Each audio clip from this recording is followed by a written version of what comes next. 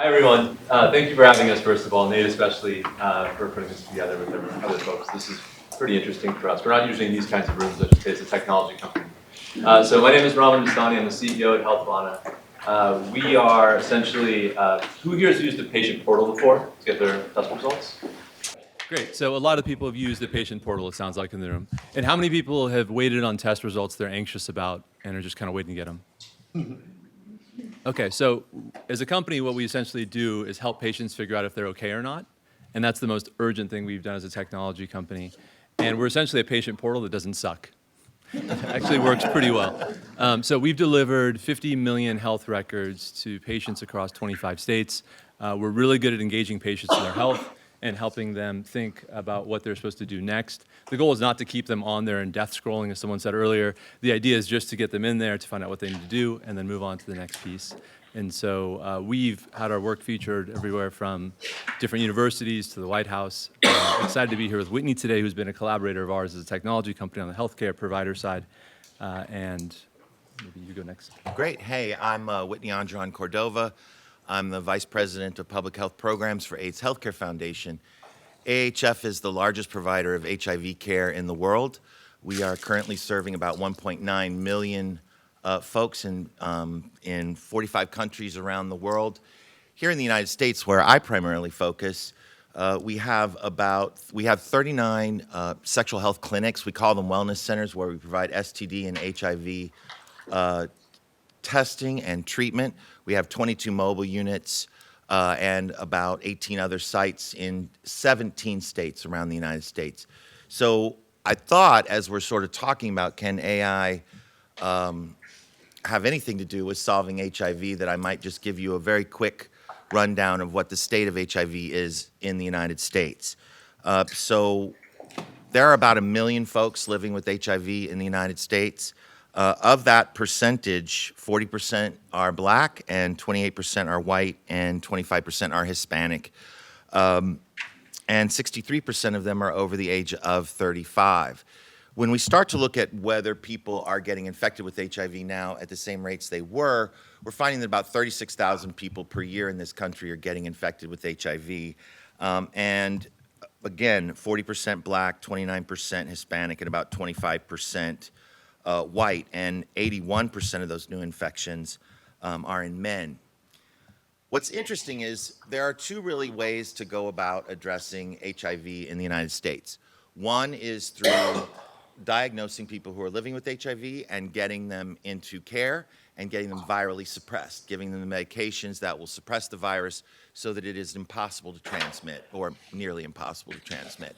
The other side of that now is something called PrEP, which is giving people the same basic medications, earlier versions of HIV treatment, but having them take it as a prophylaxis.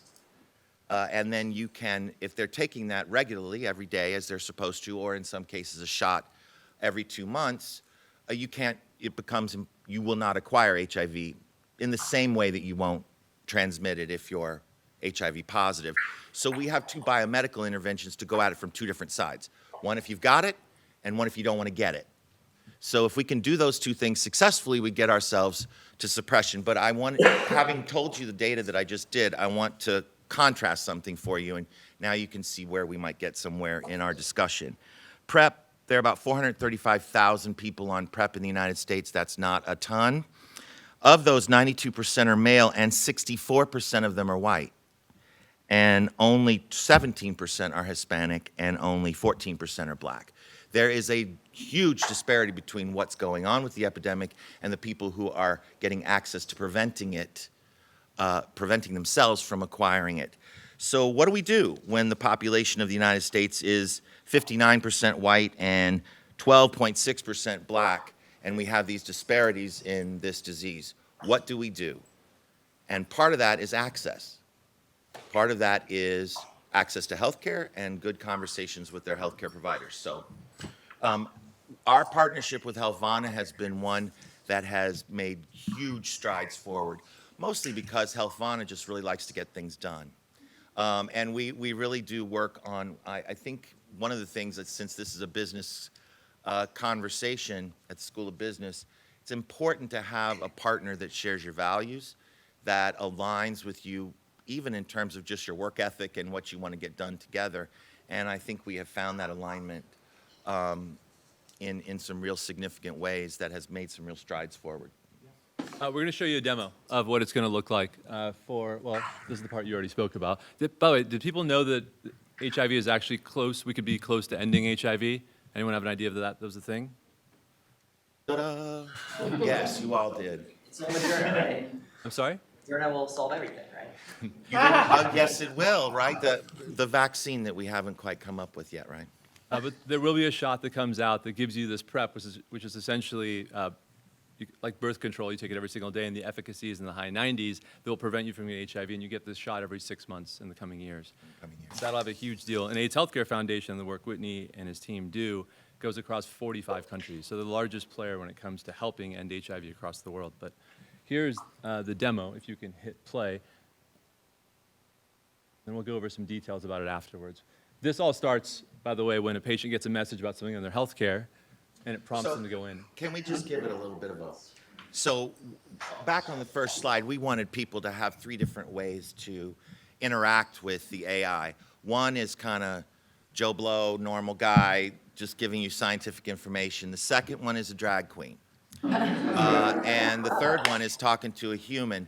And although it's funny, and you're reading as you go, so laugh as you care to, there's a reason for it. And the reason for it is that people feel uncomfortable sometimes talking to their healthcare providers or discussing their sexual health. In most cases, people don't go to their primary care physicians for sexual health services. We see that all the time because they don't want to talk about it. And doctors are not necessarily disposed to discuss their people's sexual health with them when you go for a primary care visit.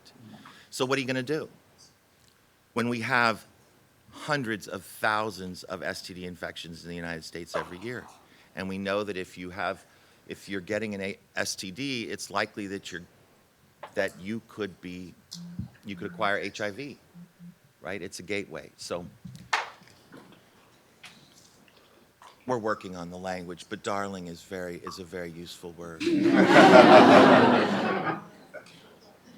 I say that to you as a devotee of RuPaul. So in this part, as you can see, what we're getting to with them is how can you understand what PrEP is, will it work for me, and can I schedule an appointment? The important thing, right, is for us to get to an action at the end of this. And hopefully if people feel more comfortable with that interaction and can do it at any time, 24/7, right? So when they're coming out of the club and it's like, I really should have done that, or out, after they've had an encounter, it's like, oh, I may need to think about that.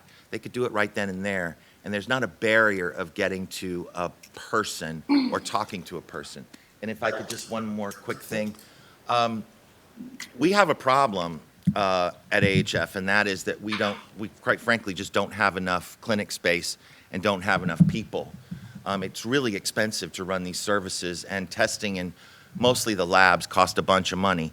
So just to give you an example, in the last 12 months, we did 431,000 chlamydia tests. We did 425,000 gonorrhea tests. We did 165,000 syphilis tests. And we also identified 10 acutely infected individuals, meaning those who tested negative on a rapid HIV test, but were actually positive because they hadn't had an antibody response, and left our testing facility. They might have thought they were HIV negative at a time when they were the most infectious. So we try to identify those who are acutely infected. But when folks come into our care, I need to be able to use people when the encounter is going to be the most effective. Not to answer the phone and say, yes, our hours are from 6 to 5, or yes, I'll make an appointment for you. That's using a ton of staff time when we have tens of thousands of people calling us on our hotlines. When we first associated with Helvana, they started working with us on just texting and information. We reduced our calls to our clinics by 90% just from their app. So when we deploy this AI, which hopefully will also move into they're looking at your browsing history now. When that happens, it's really important that I get as many people out of the everyday stuff and into the encounters that are going to mean something to the people we need. And we believe that this generative AI is going to really help with that. And if we can move towards a verbal interface, then I think we're going to move even further in that direction. Because right now we have, I don't know, I must have about 15 or 16 people that are just answering phones and talking to people, and or answering text messages from folks, and that can get a lot. So I'm talking a lot. I talk a lot. Good.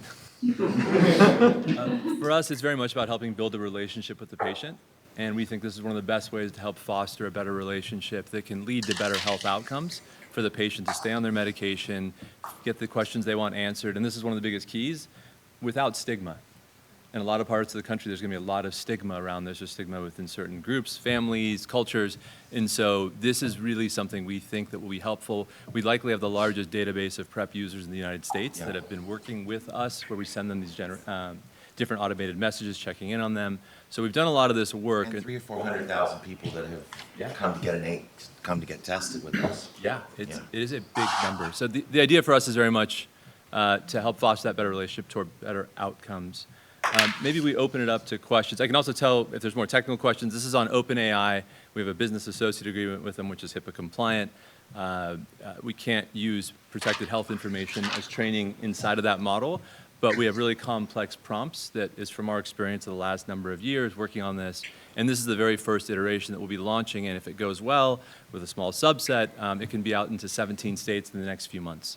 Can I just finish with, we're hoping that disparity that I was talking about in the ethnic and data and in the gender data, what's really interesting, I'm hoping that this technology can help bridge that gap, because much of the access is really in people's own communities. People tend to go to seek care in their own communities. However, when it comes to HIV care and STD care, they go outside their communities for that care.